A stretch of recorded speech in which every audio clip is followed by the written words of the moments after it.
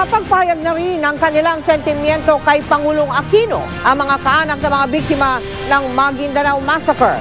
Mula sa Malacanang, nakatutok live si Michael Sahati. Michael. Yes, Mel, nakipagpulong nga si Pangulong Aquino kanina kina Governor Ismael Toto Magondadato at iba pa mga kaanak ng mga biktima ng Maguindanao Massacre kaninang alas 4 ng hapon. Sa loob ito ng Palasyo ng Malacanang, kabilang din sa pulong na ito, hiniling mismo ng mga kaanak ay si DOJ Secretary Lael de Lima at DIJ Secretary Jessie Robredo. At katatapos lamang din ng meeting o ng briefing na ibinigay ng grupong ito sa harap naman ng Malacanang Press Corps. Ibibigay natin ito yung mga mahalagang pahayag ng resulta ng pag-uusap ni Pangulong Noynoy Aquino sa mga biktima sa pahayag ni Governor Toto Magondadato, Secretary de Lima at ni Secretary Lasharda. And the President assured us that the fight for the Maguindanao Massacre will continue and definitely he will side on us. Nasabi din namin yung about dun sa statements ni Saldi Ampatuan na he's willing to reveal about dun sa plunder case, dun sa murder sa Maguindanao Massacre and dun sa election fraud on 2007 ano. Now ang ano ni presidente ay let him talk and talk, at least makunan man lang ng pwedeng isupport doon sa mga ebidensyang ilalaban niya doon sa kung sino may kagagawan.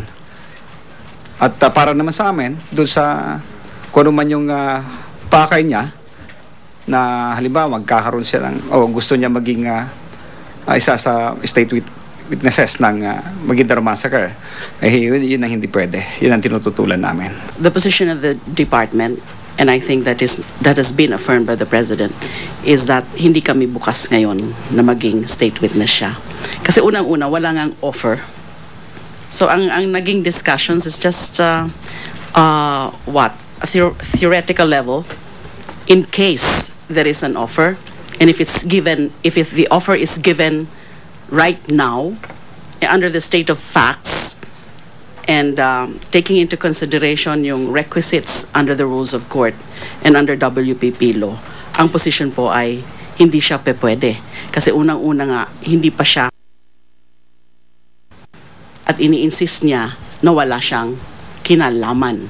In the meeting a while ago with the victims, the families of the victims, the President said that I will do everything humanly possible to get justice, and that's his commitment to the families of the massacre victims. So that's a commitment from the President himself. Mel, sa parehong briefing din na ito na seryoso, ay nagkaroon ng pagkakataon na nagkaroon ng umunoy pagkakamali itong si Secretary Lael de Lima sa kanyang panalita na nagdulot ng katuwaan. Iba pang mga ebidensya na ino-offer ni Panginoong Zaldi Ampatuan na Ginoong Zaldi Ampatuan. Pasensya na kayo sa Tagalog ko. Ganun talaga kaya minsan ayaw ko mag-Tagalog. Sa usapin na ito ng pagiging state witness ni Saldi, sa huli ang pinakamahalagang paninindigan ng mga kaanak ng mga biktima ay ang pagtutol nga dito sa pagiging state witness ni Zaldi Ampatuan sakalit umamin man siya dito sa kanyang kasalanan. May pagkakataon po ba na sakalit umamin siya at makakatulong po sa kaso, kung ang ibig sabihin naman po nito ay malulusutan niya at mababaon yung iba niyang mga kaanak, kayo po ba ipapayag? Siguro ang aming abogadong dapat sumagot niya. Personal po sa inyo, sir. Sa inyong puso po. Hindi po legal. It's a legal question. Okay, sir. It cannot be questioned by the heart because there are so many things that has to be discussed in relation to that. Basta ang stand ng prosecution ngayon ay hindi siya kailangan para i-prove ang conspiracy.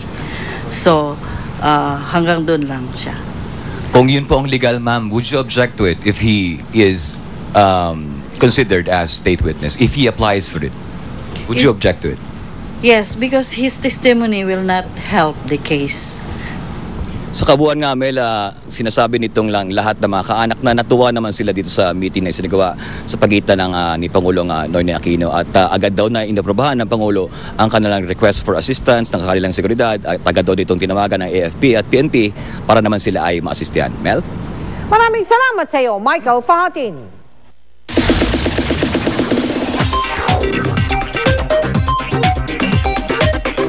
Gabi na po ang victory party ng FHM para sa 100 Sexiest Women na pinapangunahan ni Sam Pinto. Yan ang chika ni Aubrey Carampel live mula sa Pasay.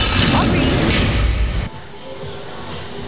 Luwan, 8 out of 10 ang Kapuso Stars ang pasok sa top 10 ng FHM's 100 Sexiest list. At ang ilan nga sa kanila inaasahang rarampa ngayong gabi, kabilang na ang FHM Sexiest Pinay na si Sam Pinto.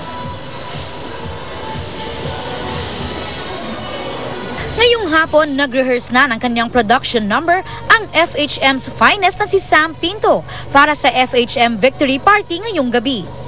Pinakahihintay nga raw niya ang araw na ito at talagang kanyang pinaghandaan. Nervous actually and excited at the same time. Nervous kasi parang ako nag-number 1, I still can't believe until now, grabe. I am going to dance a bit, konti lang, pero mostly rampa-rampa. But it's gonna be super hot and sexy yung show, grabe. Bukod kay Sam, pasok rin ang ilang sexy Kapuso stars sa top 10. Nasa ikalawang pwesto si Marian Rivera, ikalima naman si Solen Yusaf, Katrina Halili pasok sa number 6, pampito naman si Jeneline Mercado, nasa 8 spot si Iwa Moto, pang-siyam si Jackie Rice at number 10 si Ellen Adarna.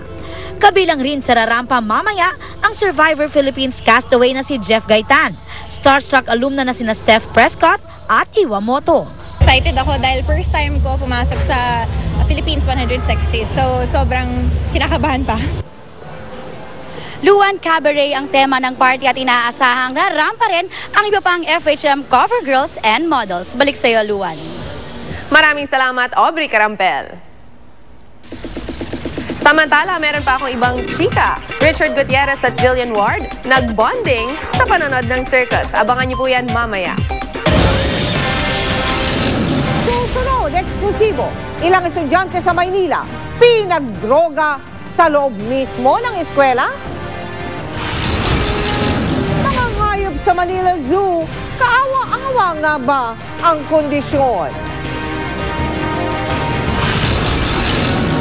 Philippine Ascal sumabak sa huling ensayo bago bumiyahe patungong Bahrain bukas. At pamigay ng ticket para sa game show na Money, Many Prizes. Tinagsa! Tutok na dito lang sa 24 oras.